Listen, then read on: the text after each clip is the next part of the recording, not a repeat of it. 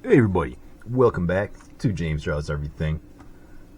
Nearing the end of the road, drawing every country in the world's flag. And today, going back into South America and going into the northwest coast of South America, and we're going to be doing the country of Ecuador. And we still got a few South American countries left. I don't think I've been hitting these ones as hard as some of the other continents, but we'll get to them all eventually. And James, yes, what can you tell us about Ecuador? Well, it's got a pretty similar flag to the Colombia flag, right? And there is a reason for that. A lot of the countries in South America, they kind of share similar heritage, and that is reflected in the flag. It is a country of megadiversity, right? So what they have 196 genders? No. Mega biodiversity. All right. So this is one of the craziest places in the world as far as unique animal species and plant life and things like that. Let me pull out the map again real quick. I know you can't see it, but just try to imagine it right about over here, right? So that's the Galapagos Islands, right? And you probably have heard of the Galapagos Islands from the tortoises, right? The Galapagos tortoise, the largest tortoise in the world. The thing is the size of a school bus. Well, maybe not that big, but they're pretty big. They're at least 400 pounds. They can grow up to like 6 feet tall. Not tall, but wide. Long. 6 feet long. And, they can live to be like 180 years old. So, that's pretty cool. Some of them tortoises on that island might be as old as this country. But let's get into the country. Let's get into that rich history here of Ecuador.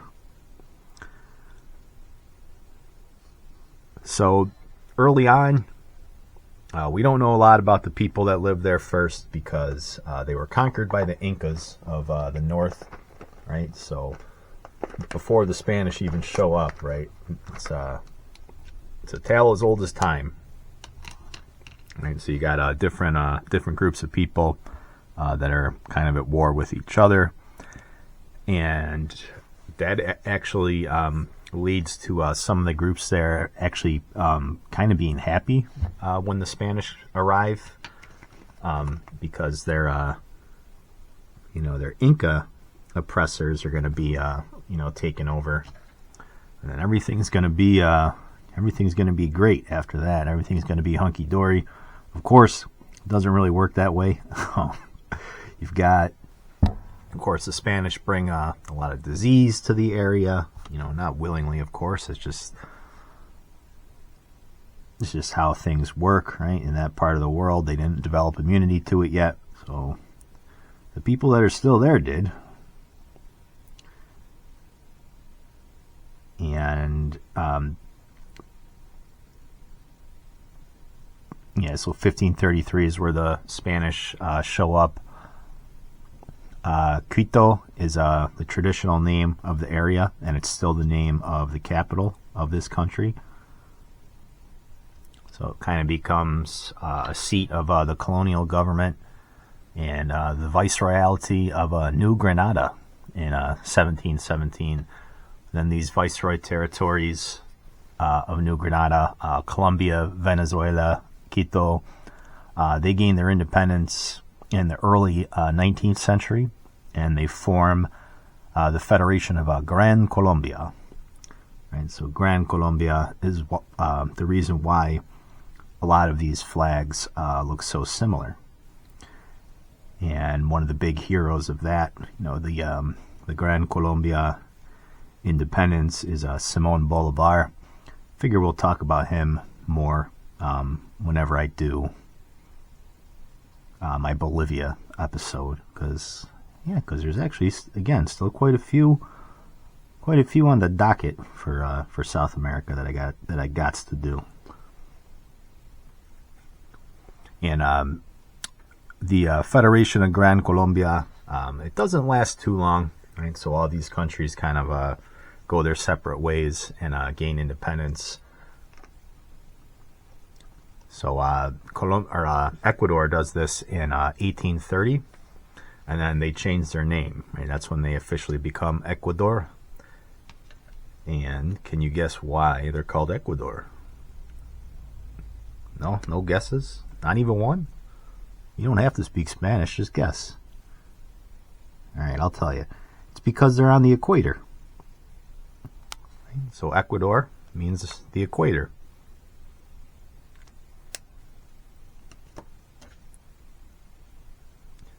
And then they don't have a very good relationship with a lot of their neighbors early on. So Quito, Ecuador, they're not as big as they were. And a lot of that is just kind of due to territory concessions over a long series of wars that kind of plague this country's existence. And as recently as like the 1990s, they were at war with Peru over some borders in the Amazon jungle. So, it's still fairly recently in the grand scheme of things. Their political story. Well, I guess calling it a basket case would be putting it lightly. For example, like in the 20th century, you have one guy who's elected president 5 times from like the 1930s till I believe like the 70s or maybe the 60s. And each one of his presidential terms, with the exception of like one of them, they all end in like a military overthrow. Right, so this place has a lot of coups.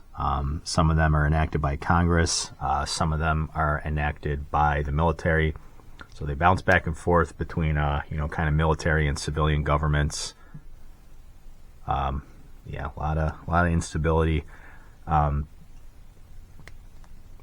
They have also written several constitutions. I think they're on like their 20th constitution, which is a record, like even for Latin America. And then, of course, when you have all that political instability and it's Latin America, that means a lot of this is very, very leftist governments. But you do bounce back and forth, right? So there is a lot of 19th century liberalism there, where you get these movements that are very anti-clerical, anti-church, and of course that causes problems with the traditional conservatives, right? Some of the traditional Catholic conservatives that are in the area. And one of those traditional leaders, he's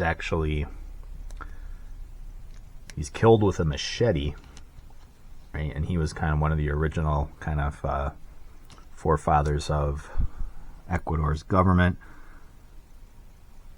So there's a leftist uprising after they machete this guy. After they introduce him, they give him the old machete handshake. The oldest trick in the book. And then one of the leftist guys that ends up taking control, his party kind of goes off the deep end, and they shank him. Well, actually, they didn't shank him. They publicly executed him by dragging him. I think it was like behind a cart, over concrete. Killed him pretty good, and that just sets the seeds for long periods of instability, right? And again, right up until this day. The 21st century, after the war with Peru, they settled down a little bit. Again, it's a very leftist sort of government. It's one of the few constitutions in the world that actually enshrines environmental rights, like rights to the environment in the government. And, they're very much more secular than a lot of Latin American neighbors, who tend to be very Catholic. So, they love their diversity. They recognize one of the first recognize same-sex marriages and all that. So yeah, I mentioned the biodiversity. I guess they're a very diverse country. So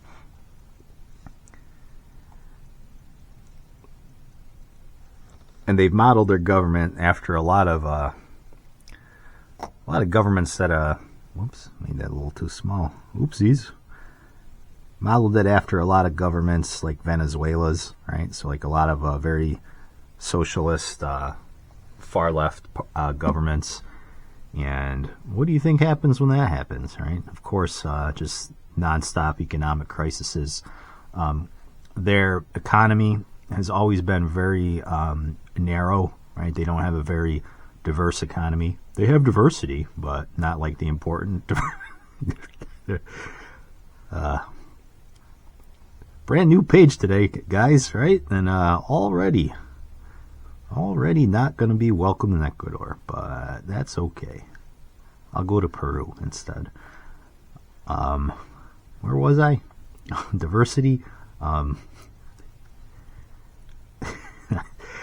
The diversity of this country, right? It does not apply to the economy, right? So certain economic professors and economic advisors may tell you that you should have a diversified economy. So they're very agriculture based, right? So they've had some bad luck with that, right? Because there's been a couple times in their history where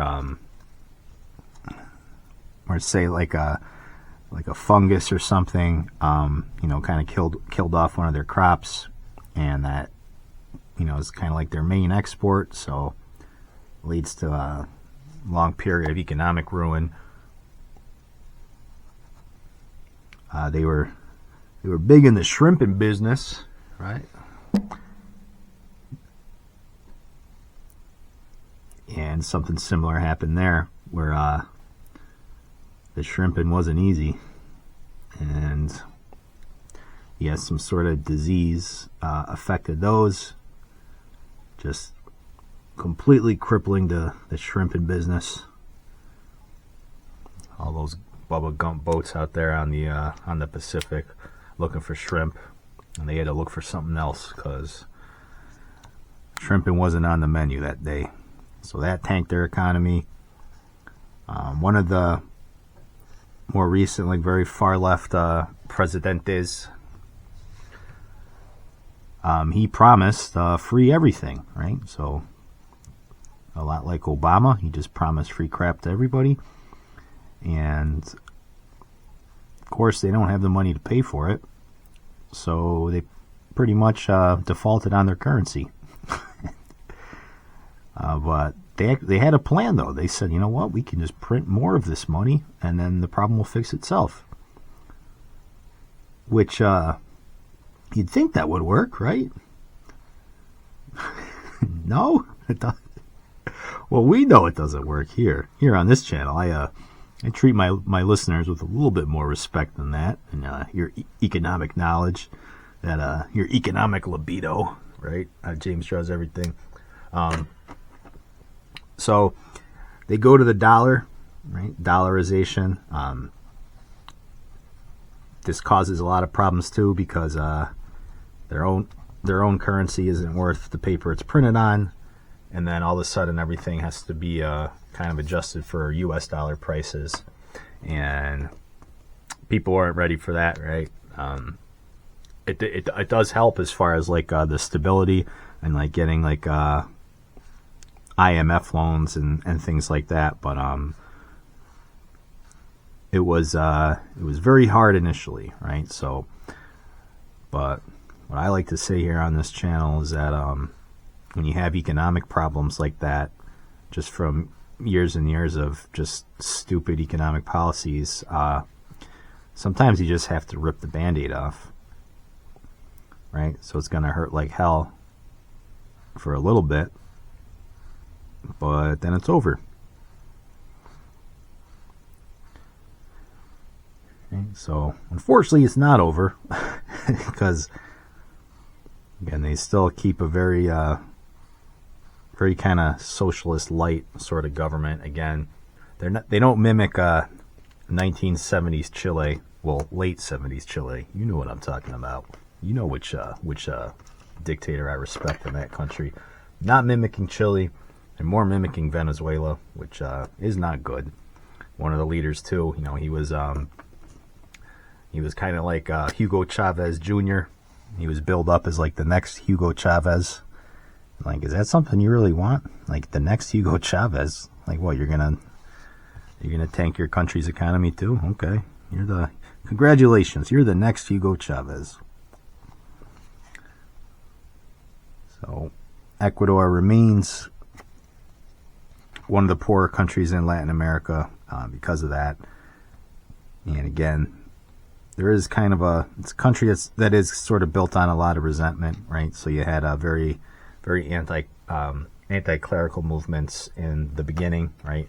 With the kind of like the leftists of the 19th century, and then you got nothing but non-stop socialism through the 20th century, just riding that socialist train right off the tracks. Can you say anything good about this country, Jay? I like the Galapagos Islands. Right? I like the turtles. That sounds pretty cool. I probably like the turtles more than their government or their people. I'm just kidding. I'm sure I like a lot of people from Ecuador. I just don't know them yet, right? A friend is somebody they just haven't met yet. Look at this burb. That's pretty cool. They got a burb on the flag. Perched above this little coat of arms here, and another nice detailed one, right? South America's got some pretty cool detailed little flags.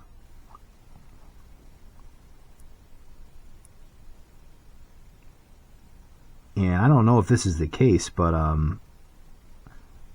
you can see kind of wrapped around this coat of arms is the colors of the flag, right? So you got that red, blue, red inside the flag. So this could be like one of the few countries that has their own flag on the flag. Yeah, damn, this is hard to draw though. Jeez. Very, very tiny coat of arms there, but we did it. Look, we're done. We're done, guys. All right, so we made it through another day, another episode. I still got a couple more South American countries to do, so I got to talk to my travel agent, book my itinerary. But we'll be back South America, so maybe I'll never be welcome back to Ecuador, but South America, I will be back in your continent eventually. All right, so what does the flag mean, James? So I already went over this kind of, right? The red, blue, or yellow, blue, red. That's the colors of the Grand Colombia flag. And then just rip that seal right off, then you got the Colombia flag, right? The Colombia flag kept it, but just doesn't have anything else on it. So the yellow, that represents the sunshine, grain, and mineral wealth. Blue is the sky and the sea and the rivers and the fjords and the lakes and the indoor swimming pools and anything else you can think of that has to do with water. Red. Red is the blood of the patriots spilled in the struggle for freedom and justice forever and ever. Amen. All right. So that is the flag of Ecuador. Let me know what you think. Like, comment, and subscribe, and I will catch you on the next video.